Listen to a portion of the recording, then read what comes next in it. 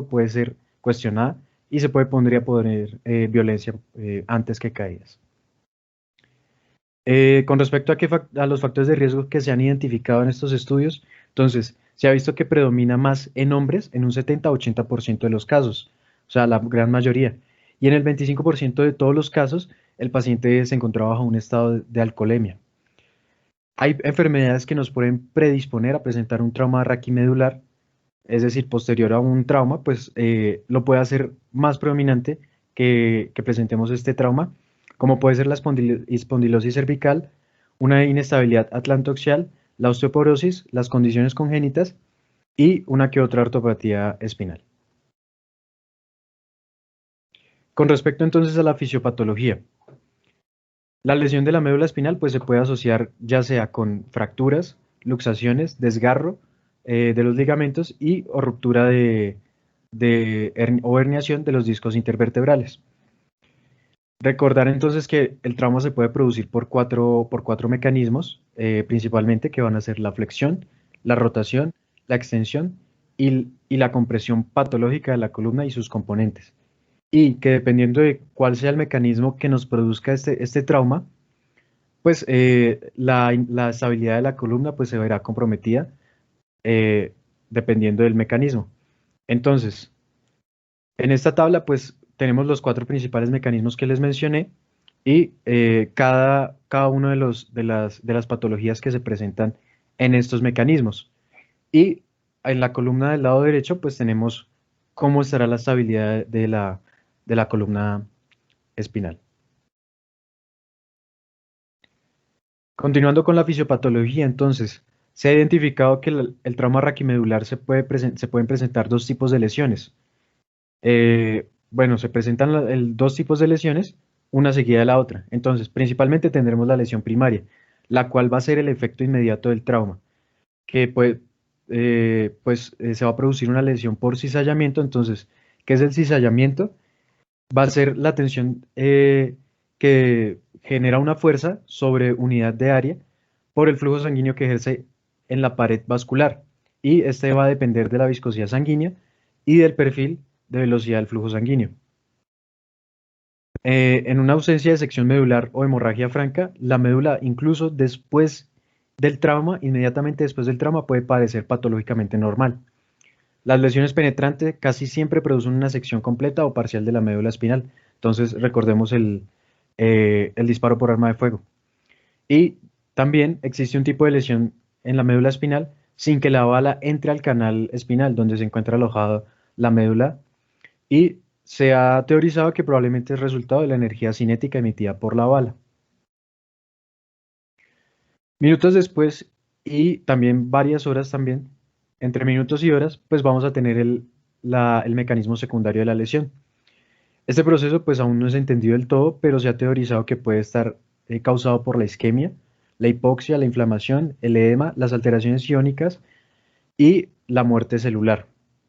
Se puede manifestar como un deterioro neurológico durante las primeras 8 a 12 horas. Como resultado de este mecanismo secundario, vamos a tener que la médula se va a empezar a edematizar, y este edema va a lograr su máximo entre el tercero y sexto día posterior a la lesión, y empieza a remitir hacia el noveno día, pero pues este edema va a empezar a ser reemplazado por una necrosis hemorrágica central. Entonces, con respecto a la presentación clínica. En las lesiones incompletas encontramos, primero, el síndrome de cordón anterior. Entonces, recordemos la anatomía de la médula espinal, donde la parte anterior pues, es predominantemente motor. Entonces, en el síndrome de cordón anterior vamos a tener que este va a afectar los 2/3 anteriores de la médula espinal, lo que va a causar una pérdida de las funciones motoras, la nociocepción, la termocepción, y vamos a tener una conservación del tacto, la propiocepción y la percepción de la vibración. Es decir, la parte sensitiva se conserva casi que en su totalidad. Con respecto al síndrome de cordón posterior, es el más infrecuente de todos y se va a caracterizar por una pérdida de la propiocepción, la percepción de vibración y la sensibilidad profunda. O sea, las tres cosas que en el síndrome de cordón anterior aún se conservaban, acá se van a perder. El síndrome de Brown-Séquard. Es el resultado de una hemisección traumática de la médula y va a llevar a una pérdida ipsilateral de la función motora, la propiocepción, el tacto fino y la percepción de la vibración. Y vamos a tener una pérdida contralateral del dolor y la termocepción. ¿Listo? Entonces, esto debido a la decusación de las fibras a nivel del bulbo. Con respecto al síndrome del cordón central, pues va a generar una afectación mayor en las extremidades superiores que en las inferiores. Y esta es más común en la hiperextensión de la médula espinal a nivel cervical en los adultos mayores. Bueno, la clasificación de la American Spinal Injury Association, pues tenemos que en el año 1996 se reúnen varias organizaciones con el fin de establecer una clasificación que nos guíe a un manejo común entre todos los médicos que en algún momento se enfrentarán en un servicio de urgencias al trauma raquimedular. Entonces, el objetivo, además de definir pues un manejo, era también realizar la clasificación correcta y definir el pronóstico de la lesión. Entonces, ¿qué propusieron? Que se evaluaran 10 miotomas en cada lado del cuerpo y 56 dermatomas en cada lado del cuerpo. Entonces, para evaluar los miotomas, como ven en la imagen, vamos a tener unos grupos musculares claves. Al lado izquierdo tenemos la evaluación motora y al lado derecho tenemos la evaluación sensitiva por medio de los dermatomas. Entonces, en este momento nos vamos a concentrar en la parte izquierda, la columna izquierda, donde tenemos varios grupos musculares y pues a nivel superior se determinaron como los grupos musculares claves para determinar el nivel de la lesión medular. Más adelante les explico qué es esto del nivel de la lesión medular. Pero entonces tenemos como grupos musculares claves los flexores del codo, los extensores de la muñeca, los extensores del codo, los flexores del dedo, específicamente la falange distal del tercer dedo, y por último, el abductor del quinto dedo. Esto a nivel superior. Y a nivel inferior, entonces se consideraron como grupos musculares claves a los flexores de la cadera, los extensores de la rodilla, los dorsiflexores del cuello del pie, el extensor del hallucis longus y los plantiflexores. ¿Listo? Esto con respecto a la evaluación motora. Entonces, ¿cómo vamos a evaluar estos grupos musculares? Se planteó utilizar la escala del Medical Research Council, donde 0 es que no hay ninguna contracción muscular y 5 cuando se realiza el movimiento completo con una fuerza que va a vencer la resistencia que nosotros como examinadores vamos a proporcionar al momento de la revisión. Es importante, ¿por qué? Porque gracias a esta evaluación podremos determinar el nivel de la lesión motor. Entonces, a nivel torácico, como ustedes pueden ver, no se mencionaron grupos musculares, es decir, acá no vamos a evaluar miotomas a nivel torácico. Y entonces, ¿qué hacemos cuando tenemos una sospecha de que la lesión medular sea a nivel torácico? Entonces, ya nos tenemos que pasar a la evaluación sensitiva. ¿Listo? ¿Cómo hacemos la evaluación sensitiva? Nos guiamos por los dermatomas que en la misma, pues en la misma tabla se nos presenta y vamos a evaluarlo de dos formas. Se los explico más adelante de una vez explicando los niveles de la lesión. Entonces, ¿qué son los niveles de la lesión? Hay que tener en cuenta que los segmentos medulares no coinciden con los niveles de la columna espinal y por eso vamos a tener distintos niveles. ¿Listo? Entonces, empecemos por el nivel vertebral. El nivel vertebral es exactamente como su nombre lo dice, es el daño a la vértebra. Y es el nivel donde hay mayor daño, ¿sí? Porque pueden haber varios daños, pero va a ser el nivel con mayor daño. Y este lo vamos a obtener gracias a las imágenes. ¿Listo? El nivel neurológico. Entonces, va a ser en general el nivel donde ya hay pérdida de función motora o sensitiva. Es el último nivel normal donde encontramos pues funcionamiento. El nivel motor, como antes lo mencionaba, es el nivel más caudal normal, donde los grupos musculares claves en la escala del Medical Council Research, pues tienen una puntuación de 3 o más. ¿Listo? Y con respecto al nivel sensitivo, entonces pues les había dicho cómo evaluar los dermatomas. Entonces, en ambos lados del cuerpo tenemos que evaluar tanto la nociocepción como el tacto superficial. ¿Listo? Y en el último nivel donde encontremos esto normal, ese será el nivel sensitivo. Entonces, volviendo pues un poco, pues supongamos que tenemos a nivel derecho, puede ser que el dermatoma, donde encontramos una evaluación correcta, el último pudo haber sido en T10, pero a nivel izquierdo puede ser que el último sea T8. Por eso es importante tener en cuenta eso. ¿Qué nivel pondríamos? Pues a nivel izquierdo, como lo dije, T8, y al lado derecho sería T10. Listo. En la evaluación, pues tenemos que Frankel, que es un neurocirujano inglés, propuso una manera de clasificar las lesiones de la médula, dependiendo de pues, cómo se veían semiológicamente. Pues cuestionándolo con la doctora Vanessa Borrero, la neurocirujana Vanessa, pues ella me dice que la escala de Frankel ya no está tanto en uso, pero que igualmente es importante tenerla en cuenta, que últimamente pues se tiende a utilizar más, como ya lo mencioné, la Asia. Entonces, por mencionar la escala de Frankel, entonces tenemos que la A va a ser la completa, va a ser la sección completa, es decir, que a niveles del segmento sacro, es decir, la evaluación motora o sensitiva de los segmentos sacros, pues no tendrán funciones conservadas. Con respecto a la B, que va a ser la sensitiva incompleta, vamos a tener que la función sensitiva está conservada en su totalidad, es decir, hasta los segmentos sacros todavía se conserva la sensibilidad, pero no se conserva ni una sola función motora. ¿Listo? La motora incompleta.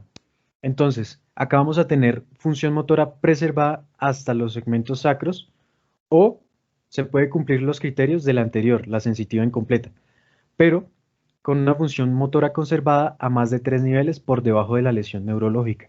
¿Listo? Entonces, ¿cómo sabemos que es la función motora está conservada? Lo que les decía, la evaluación con el MRC de los grupos musculares claves. Entonces, la C y la D son iguales. ¿Qué diferencia a la C y la D? Entonces, en la C vamos a tener que menos de la mitad de las funciones musculares claves van a estar, o sea, pues las funciones musculares por debajo del nivel neurológico van a recibir una clasificación de 3 o más, ¿listo? Menos de la mitad van a tener una buena calificación, ¿listo? Menos de la mitad de los grupos musculares van a tener una clasificación buena, es decir, todas están funcionales. Y en la D vamos a tener que más de la mitad de los músculos, de los grupos musculares claves van a tener una clasificación de 3 o más, ¿listo?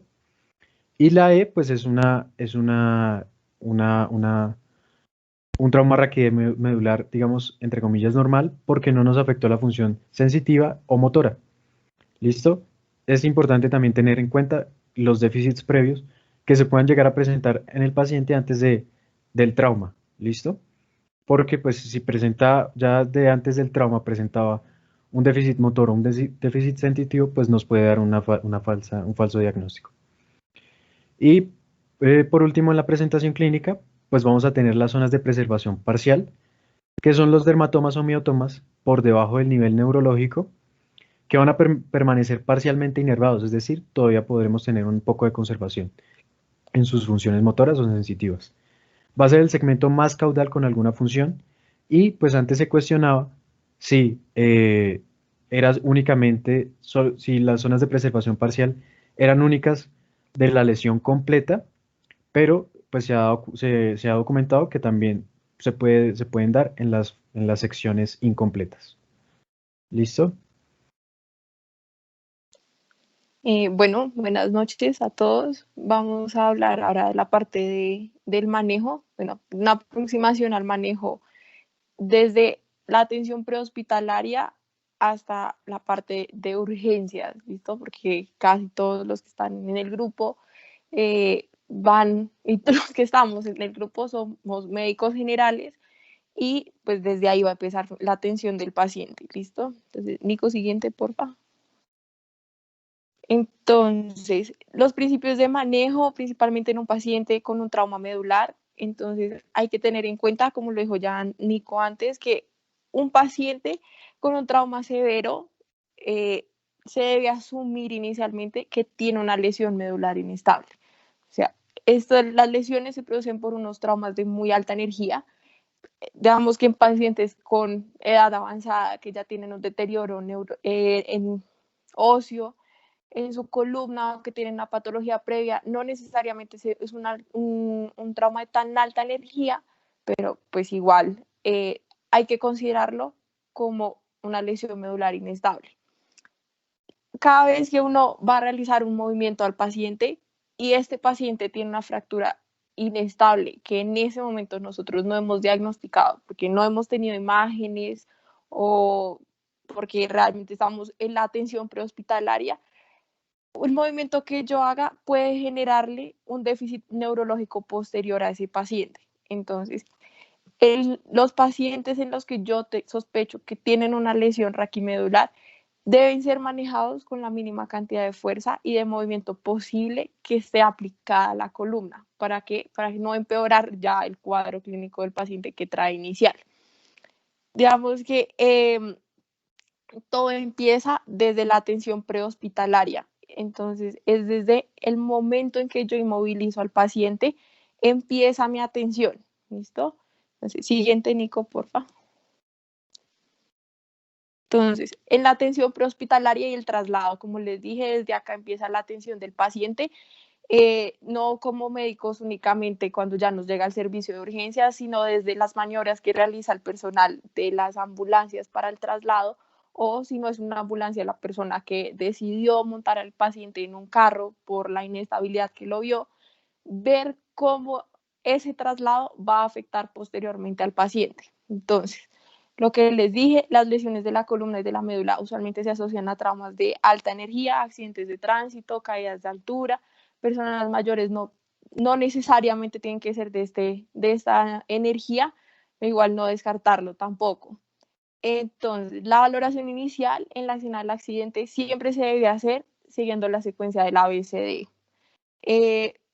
Siempre hay que realizar la protección de la columna vertebral. Es importante, pero igual hay que tener en cuenta que el paciente, por el traumatismo de alta energía, muy posiblemente tiene otras lesiones asociadas que hay que descartar que esas sean las lesiones que comprometan la vida del paciente.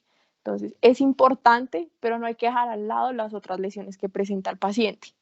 Se debe realizar una exploración neurológica básica.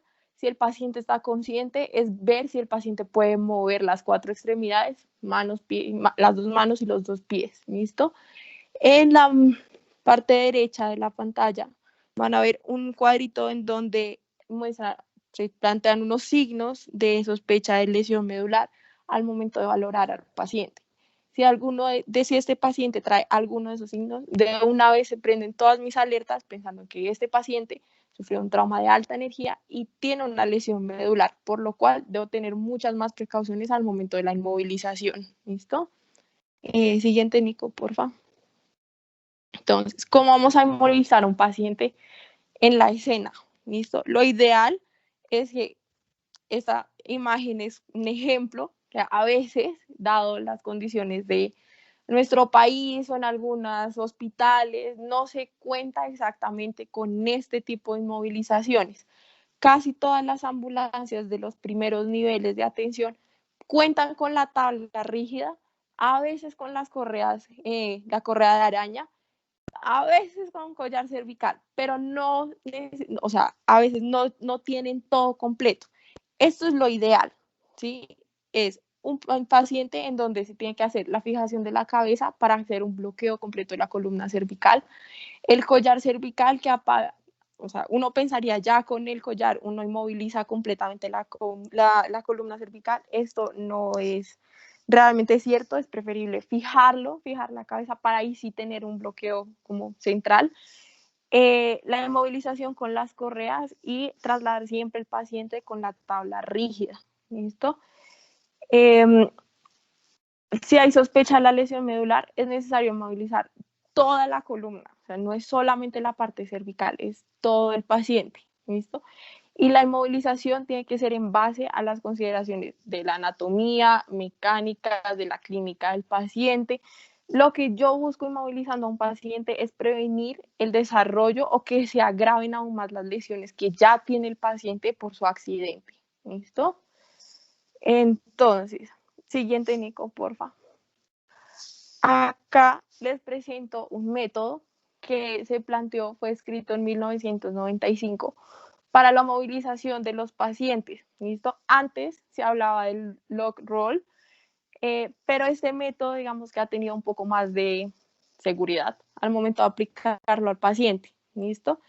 Entonces, el principio principal para poder movilizar a un paciente es intentar mantener siempre el eje vertical del paciente mediante una tracción. O sea, cuando hablo de tracción no me refiero a jalar al paciente, sino una ligera, pues sí, tracción de la línea de la columna cervical y evitando que se generen algún tipo de deformidad de la columna con el movimiento de la cabeza y el cuello, ¿sí? Entonces, el HINS es por sus siglas en inglés del High Arm in Endangered Spine.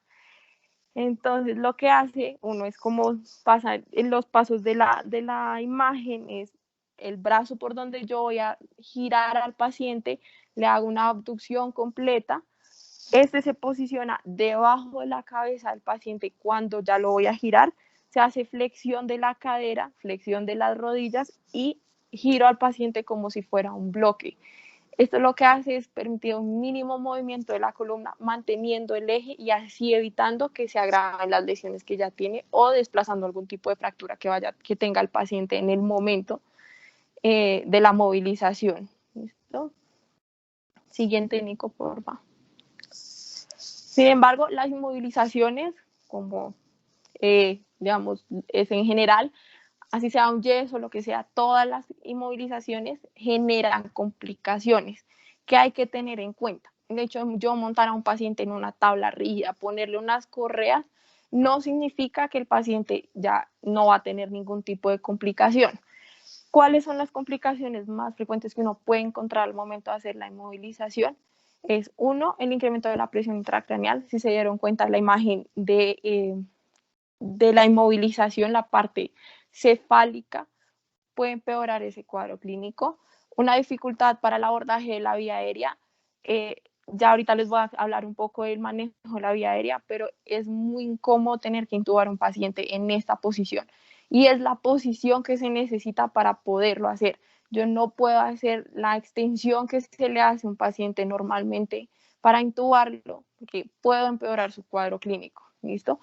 Hay una restricción de la función pulmonar. Uno pensaría que las correas de la araña, de la inmovilización, no están apretadas. Sin embargo, una persona que no sepa colocar adecuadamente la araña y apriete demasiado las correas, puede generarle al paciente que no tenga una expansión completa de su caja torácica y esto generarle una restricción que, bien que ya está afectada por el trauma, puede empeorarlo.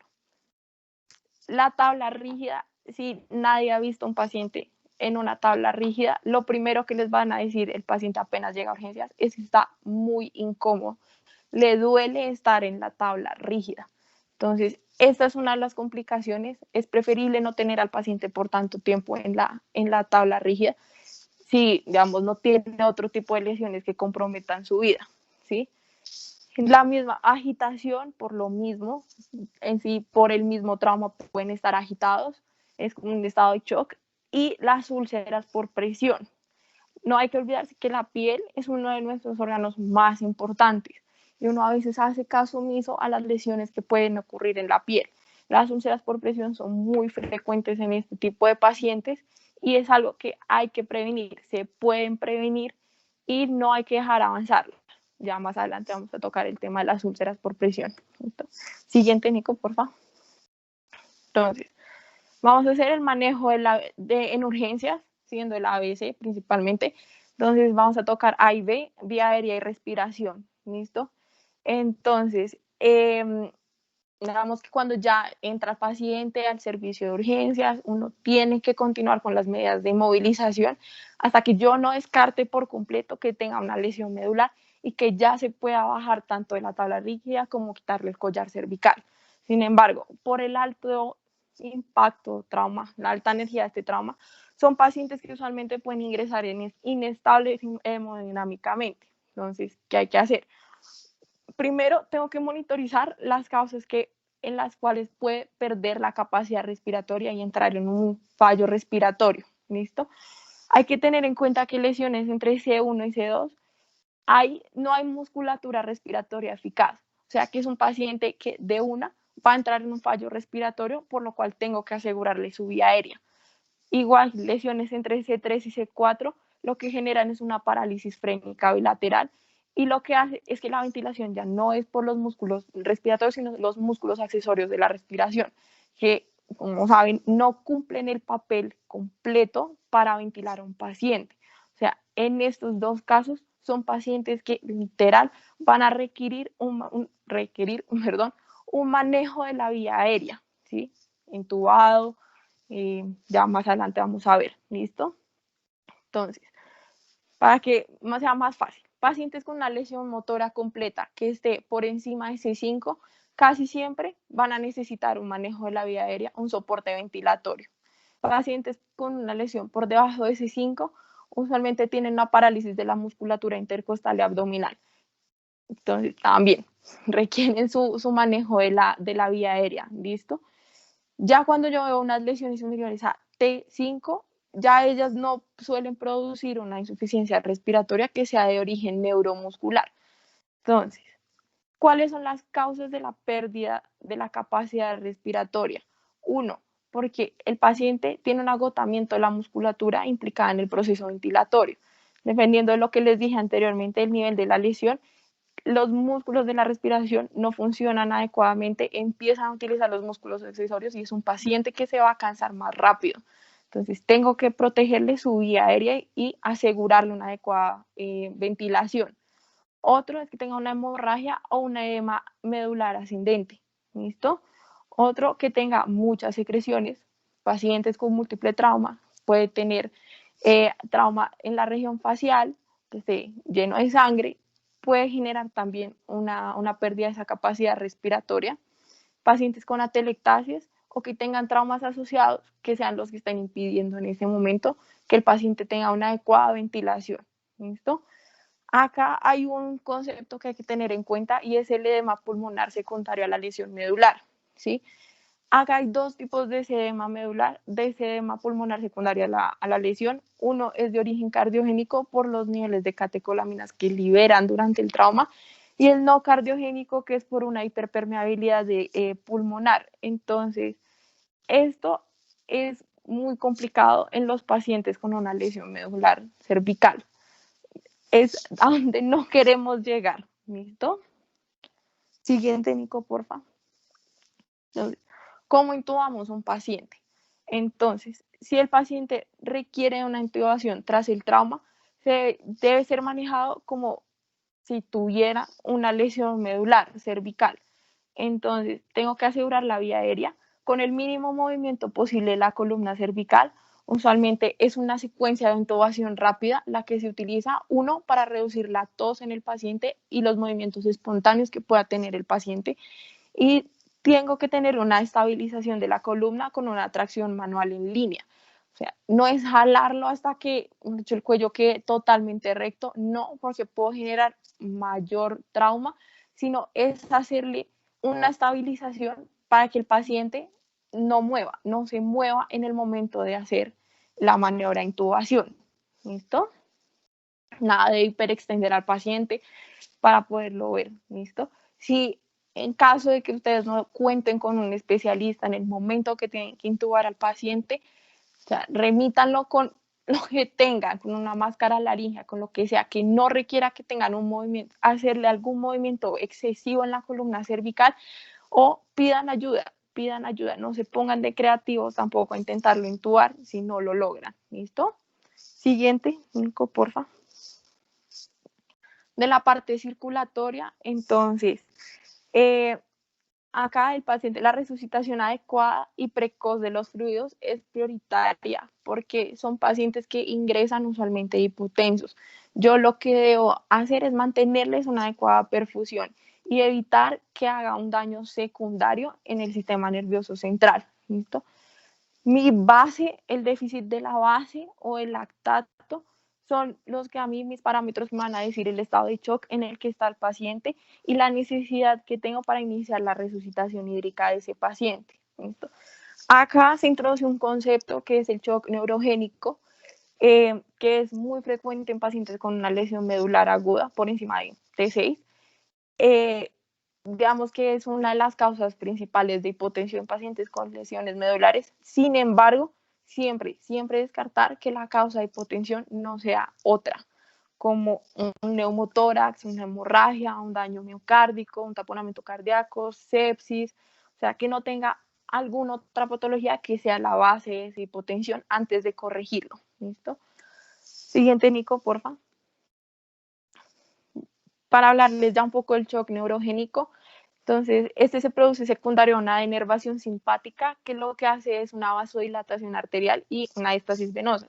Entonces, lo que hay acá es una interrupción de la inervación simpática cardíaca, que es entre T1 y T4, con una actividad vagal. Entonces, lo que hace es que va a haber bradicardia y se va a reducir la contractilidad cardíaca. ¿Listo? Hay una caída de la presión arterial y de las resistencias vasculares sistémicas. Lo que hace es que va a tener una fluctuación en la frecuencia cardíaca, pero siempre manteniéndose hacia el lado de la bradicardia. ¿Listo? ¿Qué es lo que debo hacer? Tengo que restaurarle a este paciente su volumen intravascular.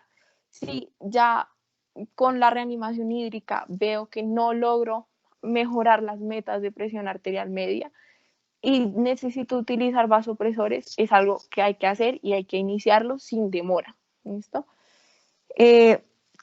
La manipulación de la vía aérea, usualmente en el momento de intubación en un paciente que tiene un shock neurogénico, puede exacerbar la bradicardia que tiene el paciente y más por todos los medicamentos que se utilizan, también de la sedación para intubar a este paciente. Entonces, siempre tener a mano ahí al ladito atropina al momento de hacer la maniobra de intubación. ¿Listo? Igual, no dudar si el paciente necesita algún tipo de un agente cronotrópico, llámese atropina, adrenalina, noradrenalina, para ayudarle a mantener la presión arterial media, para mejorarle su resistencia vascular sistémica y la contractilidad cardíaca, utilizarlo. Igual que los inhibidores de la fosfodiesterasa, como la teofilina. ¿Listo? El uso de estos es muy frecuente en los pacientes con lesión medular, es algo que no se debe retardar en el momento del manejo. ¿Listo? Siguiente, Nico. Otro tema que es importante y que usualmente uno lo omite, porque cuando llega un paciente con estas características, uno primero preserva o busca preservar la vida del paciente y atiende las otras lesiones prioritarias, pero la temperatura y el control térmico es muy, muy importante en los pacientes con una lesión medular. Entonces, acá el sistema nervioso autónomo usualmente está interrumpido en lesiones por encima de T6. Entonces, hay una alteración en la termorregulación. Son pacientes que van a tener hipotermia y que aparte tienen alterada la capacidad para disipar el calor corporal. Es un paciente que el que yo debo estarle tomando la temperatura constantemente y brindarle lo que sea para ayudarle a mantener su temperatura constante, evitar que llegue a la hipotermia. Acuérdense que eso hace parte de la triada de la muerte, entonces no puede llegar a hipotermia, ¿listo? ¿Qué pasa acá? El hipotálamo es incapaz de controlar la temperatura central, entonces acá es muy, muy importante el control térmico y mantenerle, proporcionarle al paciente para mantener siempre una temperatura estable. ¿Listo? Siguiente, Nico, por favor. Hablando del diagnóstico por imágenes, entonces, siguiente, Nico, por favor. Digamos que la exploración radiológica y la toma de imágenes depende, uno, del tipo de trauma, de la estabilidad hemodinámica del paciente, de las circunstancias en las que se encuentra el paciente para pues, poderlas realizar. Hay unos protocolos clínicos que permiten descartar las lesiones en la columna cervical en pacientes que son asintomáticos, ¿sí? Estos dos son los dos que les presento acá, el Nexus y el CCSR. el Nexus, en sus siglas en inglés, Emergency X-Ray Utilization Study, y el CCSR, que es el Canadian C-Spine Rule. Entonces, en el Nexus son 5 criterios de bajo riesgo que si el paciente cumple los 5 criterios, uno puede decir que el paciente no tiene una lesión medular. Y en el CSRS, entonces lo que hace es combinar criterios tanto de alto y bajo riesgo, y lo que evalúa es la capacidad que tiene el paciente de rotar voluntariamente su cabeza a 45 grados. Si en el CSR presenta un criterio de bajo riesgo y que el paciente pueda rotar voluntariamente su cabeza los 45 grados, uno puede decir que el paciente está exento de un riesgo de lesión medular, y en ese momento, en caso de no tener la disponibilidad de las imágenes, yo podría decir que el paciente no requiere una inmovilización posterior. ¿Listo? Siguiente, Nico, por favor. Entonces, en caso de ya tomar las imágenes, entonces, ¿qué imágenes tengo que tomar? Usualmente uno habla de tomar las radiografías de toda la columna cervical, de toda la columna vertebral. Era lo que tradicionalmente se hacía, una proyección API lateral, todavía se sigue haciendo. Digamos que se ha venido actualmente dando más valor al uso de la tomografía computarizada con una reconstrucción sagital y coronal. Obviamente, si en el sitio donde ustedes trabajan o donde planean trabajar no cuentan con imágenes especializadas, tómenles las radiografías API laterales de todos los segmentos de la columna vertebral. ¿Listo? ¿En qué momento utiliza la resonancia magnética de la columna vertebral? Digamos que la resonancia magnética es urgente, está indicada en pacientes que tienen una lesión medular traumática en la que tiene un déficit neurológico que por medio de las otras imágenes no logro establecer la causa, o como no corresponden a los hallazgos radiológicos, o que el paciente presente un deterioro neurológico como súbito, o sea, venía bien y después se deterioró completamente. Es preferible tomar una resonancia magnética en caso de contar con ella en la institución para descartar la presencia de un hematoma, de lo que sea, epidural o cualquier otra causa que sea la causa que requiera un tratamiento quirúrgico urgente para recuperar esa funcionalidad neurológica que tenía el paciente previo. ¿Listo? Siguiente, Nico, porfa. El tratamiento, digamos que hay varios pilares de tratamiento que se plantean. Vamos a tocar los principales en el paciente en los que me debo enfocar, y es como una lista de chequeo mental que uno debe hacerle, que uno se debe hacer en el momento de atender al paciente. ¿Listo? Siguiente, Nico, porfa. La primera es la neuroprotección, una demasiado importante estrategia. Digamos que la búsqueda de una estrategia neuroprotectora eficaz en el ámbito de la lesión medular todavía sigue siendo una prioridad y todavía sigue siendo algo que están investigando constantemente, ¿sí? Usualmente se habla de uso de corticoides, que era el pilar de tratamiento para la neuroprotección, principalmente el uso de metilprednisolona. Con la metil se ha visto que hay una reducción de la peroxidación de las membranas y la disminución de la inflamación. También tiene un efecto inmunomodulador que lo que hace es que inhibe la infiltración de los neutrófilos y macrófagos en la médula espinal, y esto puede mejorar los resultados funcionales. No se recomienda la administración de dosis altas de forma generalizada de metilprednisolona. El uso de corticoide debe ser individualizado a cada paciente dependiendo de sus lesiones, de sus comorbilidades, porque a veces la metilprednisolona tiene varios efectos adversos que tampoco queremos desencadenar en los pacientes. ¿Listo? Siguiente, Nico. El manejo del dolor es muy importante en los pacientes, en general en todos los pacientes, pero en los pacientes con una lesión medular, el dolor neuropático es uno de los pilares que hay que tratar en ellos. Usualmente se habla del manejo farmacológico con anticonvulsivantes, antidepresivos tricíclicos, bloqueadores de los canales de sodio y los opioides. La pregabalina es el manejo farmacológico de primera línea que puede asociarse con el uso de tramadol. Estos dos en combinación son, digamos que, el manejo en primera línea para tratar el dolor neuropático en los pacientes con lesión medular. La duloxetina es el manejo de elección en pacientes que yo sé que van a requerir un medicamento un tratamiento farmacológico prolongado por el tipo de dolor que presentan. ¿Listo? Y el uso de opioides es para la fase aguda del trauma de la lesión, es lo ideal utilizarlos. Los opioides preferiblemente no utilizarlos por prolongados periodos de tiempo. Si ya ven que es un paciente que va a requerir altas dosis, es preferible pasarlo a algún otro tipo de medicamentos como la pregabalina y asociarle un opioide débil para preservar también sus otras funciones, ¿no? Siguiente, Nico, porfa. La otra es la enfermedad tromboembólica venosa. Son pacientes que tienen muchísimo riesgo, dado que tienen una éstasis venosa, tienen un estado transitorio de hipercoagulabilidad y usualmente se asocia que tienen una lesión en la íntima. Entonces, la tromboprofilaxis está casi que obligatoria. O sea, es obligatoria y debe iniciarse si no tiene contraindicaciones para iniciarla en las primeras 72 horas posterior a la lesión medular. La tromboprofilaxis se ha visto que genera una reducción en la mortalidad por un tromboembolismo pulmonar en los pacientes con una lesión medular. Entonces, principalmente se recomienda el uso de heparinas de bajo peso molecular durante aproximadamente 8 a 12 semanas.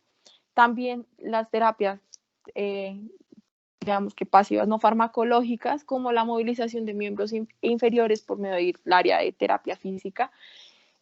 Métodos mecánicos como los dispositivos de compresión secuencial o hasta el uso de medias elásticas son estrategias que hay que evaluar en estos pacientes, que deben tener estos pacientes para evitar las complicaciones.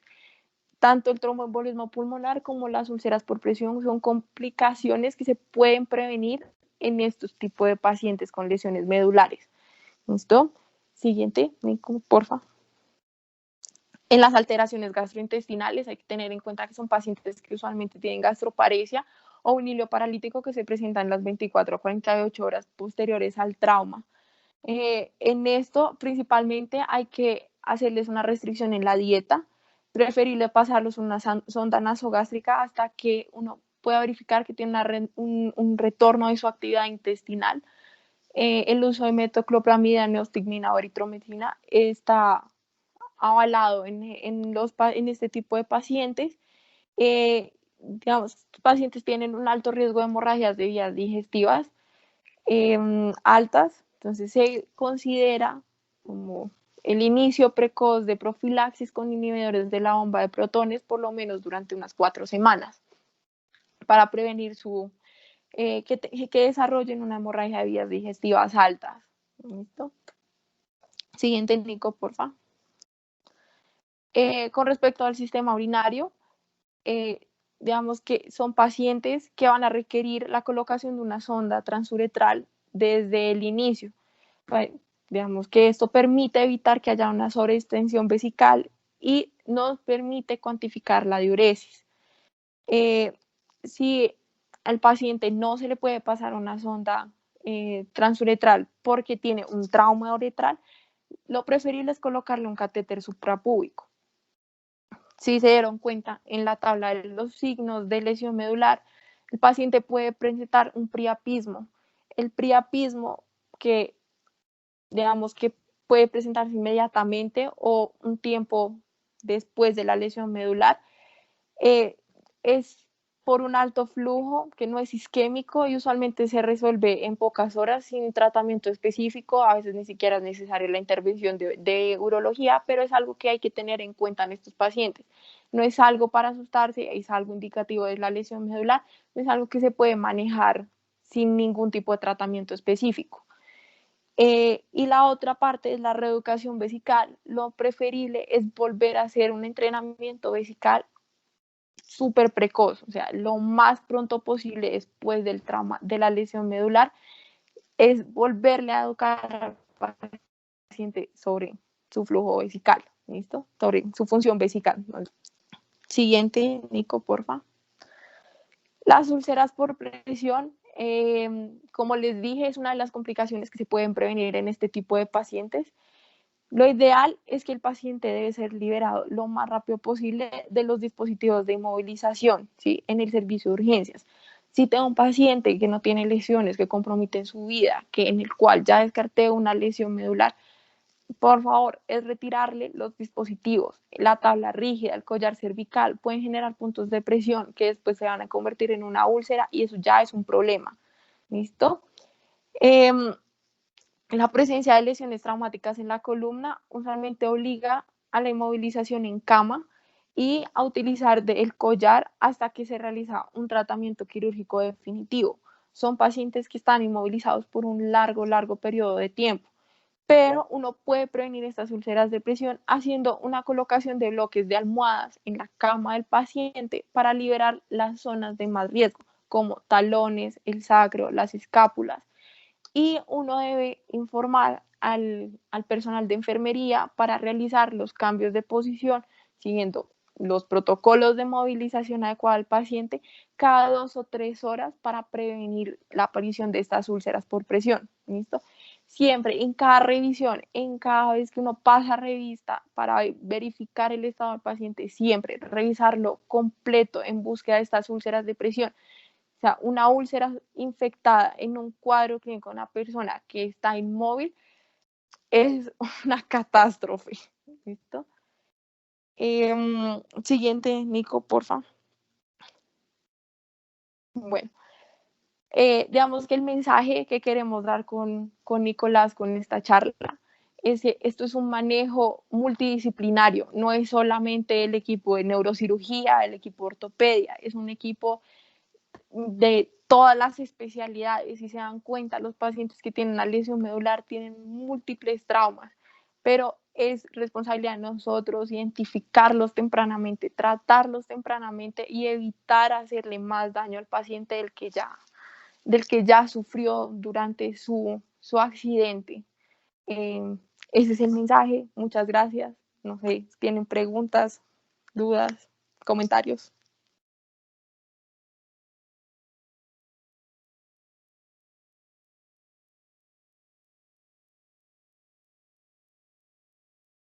Pues yo pienso que es un tema como algo complejo, Aleja y Nicolás, pero ha sido una revisión pues bien detallada con unos tips pues claros de cómo debemos abordar a estos pacientes y cuando sospechamos pues este tipo de lesiones que son eh, tan estresantes, ¿no? Entonces, pues no sé si alguien tiene preguntas.